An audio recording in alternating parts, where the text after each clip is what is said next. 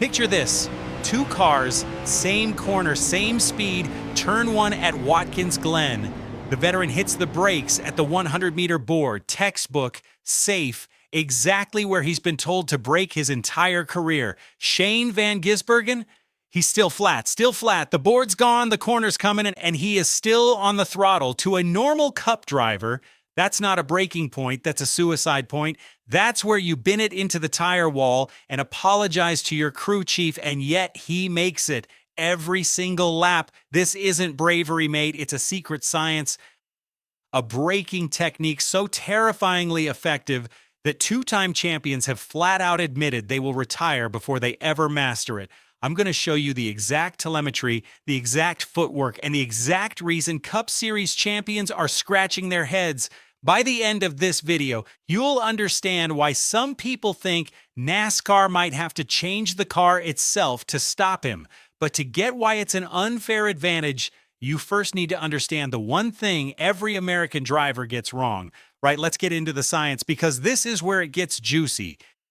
Your typical NASCAR road course approach is built on something called threshold braking. Simple idea, brake hard in a straight line, get all your slowing done before you turn, release the brake, then turn the wheel, brake, then steer, two separate jobs. It's clean, it's predictable, and for 30 years, it's how stock cars have raced road courses. Now watch what SVG does. He's doing something the rest of the field calls trail braking, and he does it better than anyone alive. Instead of finishing his braking early, Shane carries the brake deep into the corner, gradually bleeding off pressure as he adds steering lock. Brake and steer happen at the same time. And here's the genius part, that lingering brake pressure keeps weight loaded over the front tires, which means more front grip, which means the nose bites and the car rotates. He is literally using the brake pedal to steer the car, and it gets wilder.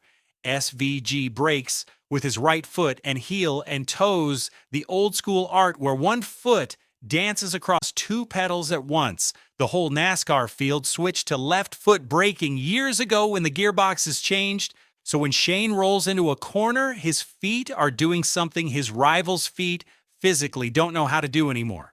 Look at the trace. The veteran's brake input is a spike slam and release. Shane's is a long, smooth slope that trails all the way to the apex. That smoothness is everything. It's why his teammate Connor Zilisch said the most damning thing of all: you never see him slipping tires. He's not bullying the car, he's persuading it. So if it's that much faster, why can't the others just copy it? That answer is more brutal than you think, and it's about to expose the dirty little secret of the entire Cup garage.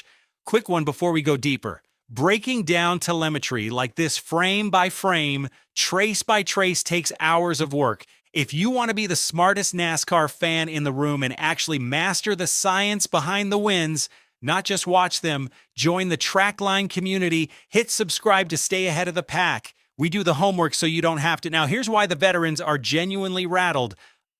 Let's name names, because these aren't backmarkers. These are the best stock car drivers on the planet, and they've openly admitted defeat on this. Start with Joey Logano, a Cup champion. According to the broadcast, Logano actually started the Watkins Glen weekend trying to right foot brake like Shane. By practice, he bailed out completely, couldn't make it stick. Then there's Kyle Busch, two-time champ, absolute weapon in his own right. When asked about copying SVG's heel toe, Rowdy said, and I quote, "It would be until my retirement before I'm even 10% as good as he is at it."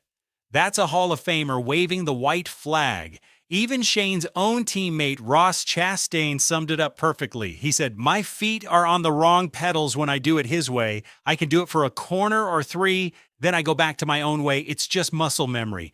33 years old, and the wiring's already set. Here's the cost in cold numbers. That American threshold braking style brake, then steer wastes the entry phase of the corner. Every 10th Shane gains by rotating on the brakes is a 10th they lose.